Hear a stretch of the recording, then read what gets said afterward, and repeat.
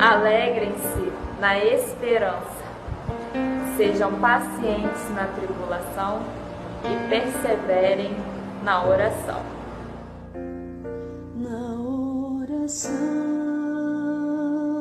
encontro calma, na oração encontro paz. Orar a Deus faz bem de alma, falar com Deus me satisfaz.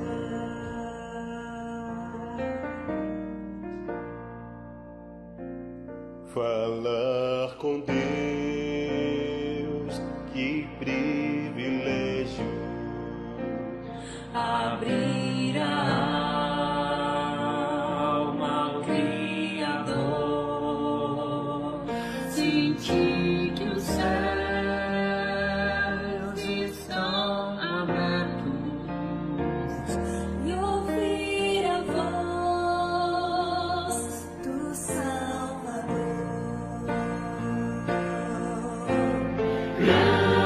Grande é o nosso Deus e as obras que Ele faz. O seu amor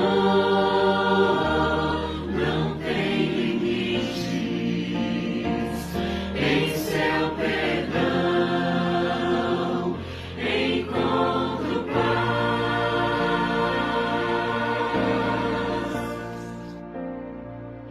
Falar com Deus é o que preciso. Pois Ele é fonte de poder. Só nele a vida faz sentido, pois me dá forças pra viver. Grande é o nosso Deus e as obras que Ele faz. O seu amor não tem limites. Em seu perdão encontro paz.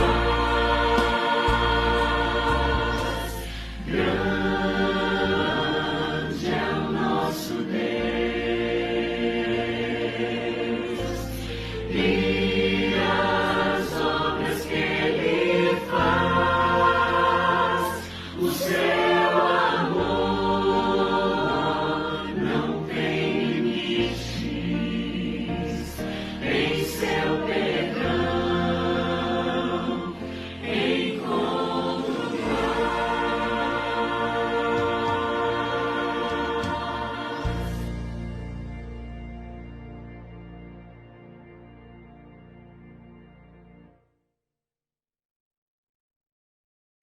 Olá, como vai você? Tudo bem? Aqui é Andréia Souza e eu vou dar continuidade a compartilhar com você conteúdos agora sobre oração. Quero explicar como será nos nossos próximos encontros. Nos nossos próximos encontros, faremos uso do capítulo 3 e do capítulo 4 do livro Jesus Ensina-nos a Orar, de Hope McDonald. A dinâmica será a seguinte: estudaremos um trecho do livro a partir da leitura em áudio que deixarei aqui nesse vídeo. Então, a tarefa será ouvir e assistir esse áudio-vídeo, meditar sobre este capítulo e fazer um diário espiritual a cada encontro baseado na leitura em áudio do capítulo.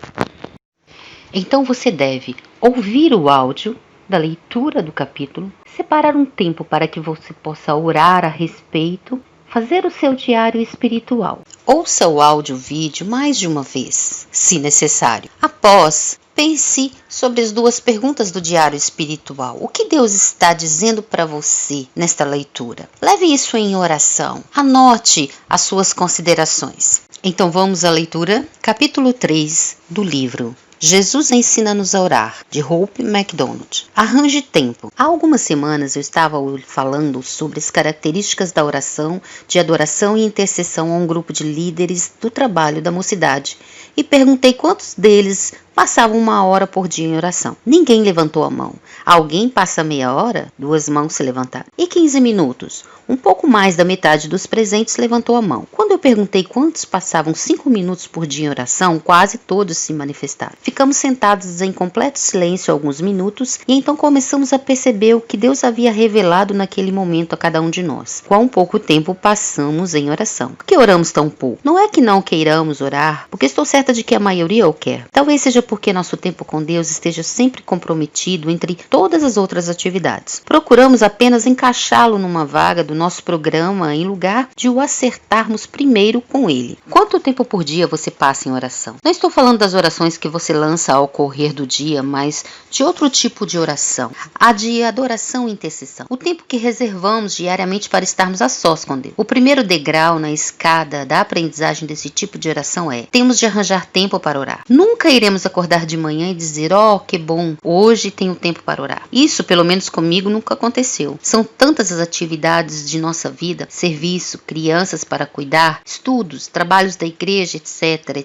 que realmente não sobra tempo para orar. E é este o problema, estamos procurando sobras de tempo para dar ao Senhor. Na verdade, perguntamos a nós mesmos: qual o mínimo que posso separar para a minha vida de oração? Quando, ao contrário, deveríamos dizer: qual o máximo que posso dar a Deus em oração? De certa forma, estamos com a nossa escala de valores completamente invertida. Em resumo, o que eu sinto realmente é essencial em minha vida. Não é verdade que sempre conseguimos tempo para fazer tudo aquilo que no fundo nos interessa. Arrumamos tempos para tomar um cafezinho durante a manhã, para ler um livro, cuidar do cabelo, conversar ao telefone. Quantas horas por semana muitas de nós passamos ao telefone? Arrumamos tempo para praticar esporte, para comer, para dormir, etc. Acima de tudo, arranjamos tempo para ver televisão, mesmo que você seja daquelas pessoas que dizem: não vejo televisão. Eu a desafio a marcar durante uma semana o tempo que você realmente gasta diante dela. Deixe lápis e papel em cima do seu aparelho e anote quanto tempo por dia você assistiu televisão. Mesmo que você só veja os noticiários meia hora por dia, terá gasto 3 horas e meia por semana. Será que você passou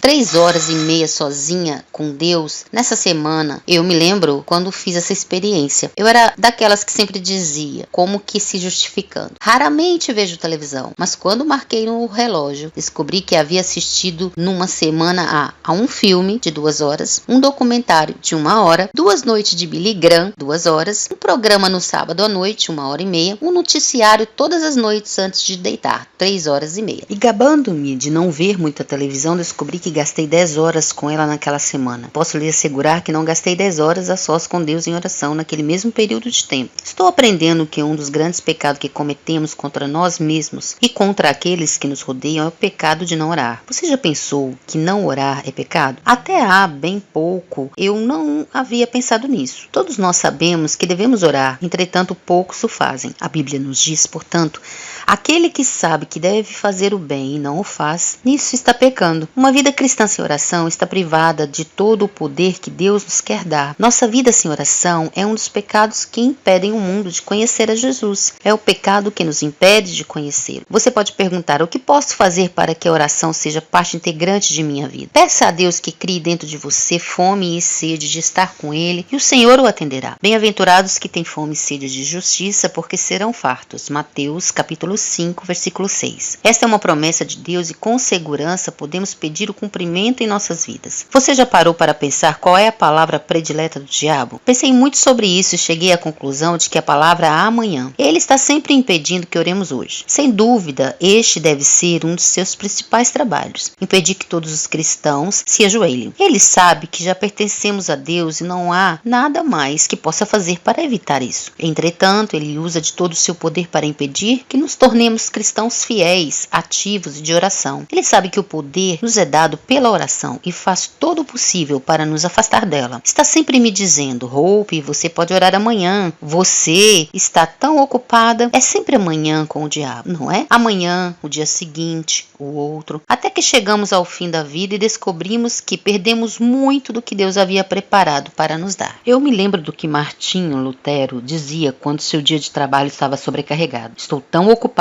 hoje que preciso passar 3 horas em oração. A nossa atitude já é bem diferente. Estou tão ocupada hoje que terei de deixar para orar amanhã. Nossas prioridades são bem diversas daquela de homens como Moisés, Davi, os apóstolos, Martinho Lutero e todas as pessoas por intermédio das quais Deus tem trabalhado poderosamente. Quando se lê sobre essas vidas, descobre-se que todos tinham uma coisa em comum. O ponto central de suas vidas era a oração. Se quisermos orar bem, precisamos arranjar tempo. Devemos separar uma hora para a oração diariamente e tentar fazê-lo o mais regularmente possível. Isso é necessário porque produzimos muito mais quando temos um programa a cumprir. Fico aliviada quando as férias terminam e as crianças voltam à escola. Não é que não as ame ou que não goze inteiramente as férias. Apenas parece que trabalho melhor dentro de um esquema mais organizado. Todos em casa também trabalham com mais eficiência. Nosso corpo também é assim. Funciona melhor quando comemos, levantamos de manhã e vamos dormir à noite em horários regulares. Do mesmo modo, descobrimos que nossa vida espiritual se desenvolve mais quando temos um tempo determinado para estarmos a sós com Deus, diariamente,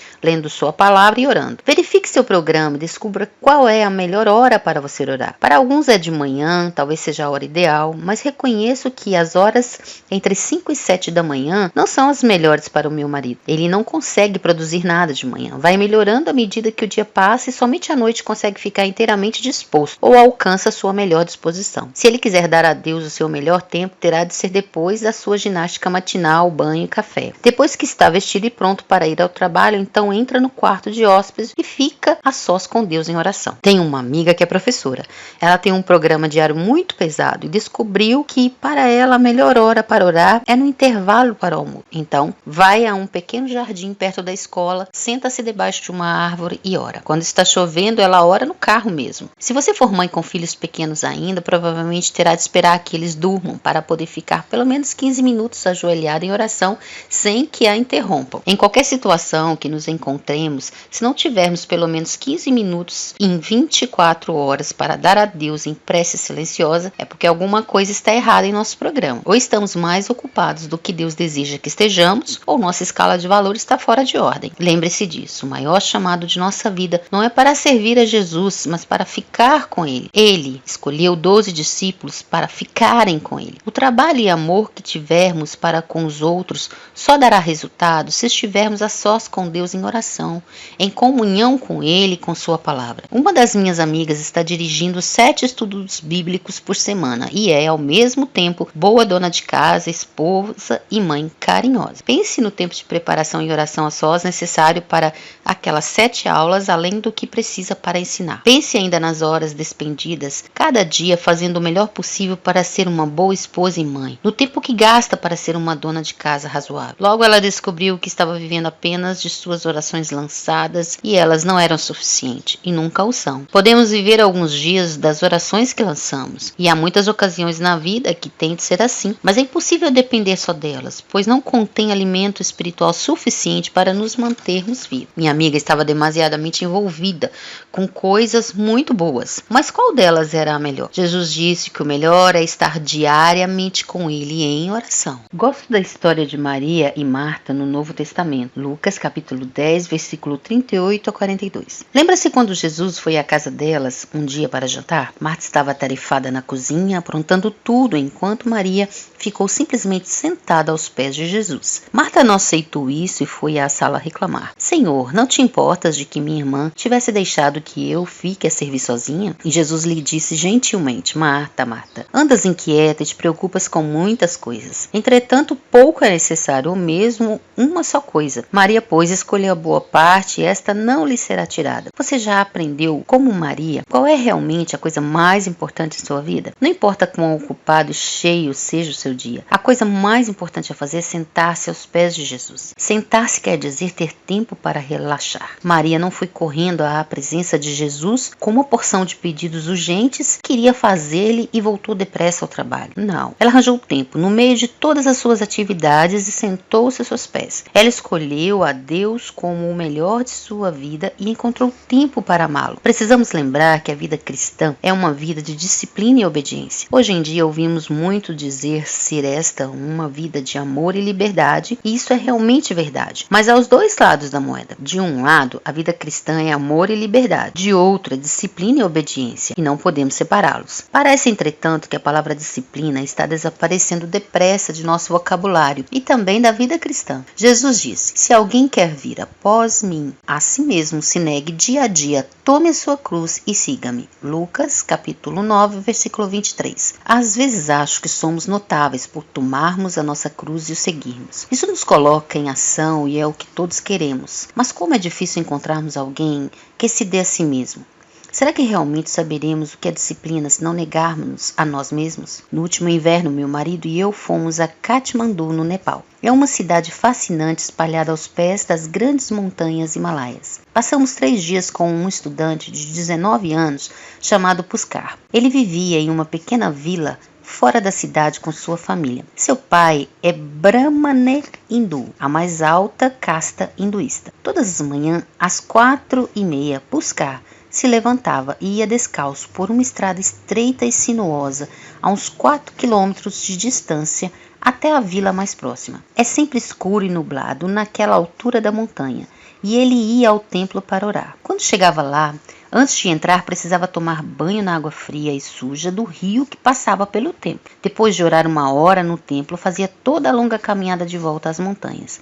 Chegava à casa somente com um tempo para tomar uma xícara de café preto e começar seu dia de trabalho. Assim era a disciplina e dedicação de um homem que adorava um Deus falso. Quando ouvimos Puskar contar a história de devoção de seu pai, ficamos envergonhados. Não pude deixar de pensar nas fracas desculpas que frequentemente damos para não orar. Achamos difícil levantar da cama quente e ajoelharmos em um tapete macio para orar. Pense como poucos de nós oraríamos se o único modo de fazê-lo fosse andar 4 quilômetros no frio e na neblina para chegar a um templo vazio e escuro, sem falar ainda na obrigação de tomar um banho no rio sujo. Somos uma geração de cristãos fracos, folgados, indisciplinados e sem oração. A disciplina espiritual é a chave da vida cristã. É a única chave que realmente abre a porta para uma vida abundante e feliz em Cristo. Por que há hoje em dia cristãos fracos e imprecisos? Porque ignoramos a única fonte de força e poder, Jesus Cristo, e deixamos de buscar sua presença, de amá-lo e de compartilhar nossas vidas com Ele em oração. Bom, pessoal, aqui finalizamos a leitura do nosso capítulo 3. Faça seu diário espiritual, registre as suas orações, compartilhe conosco nos comentários deste vídeo. Espero ver você amanhã para darmos continuidade na leitura do capítulo 4.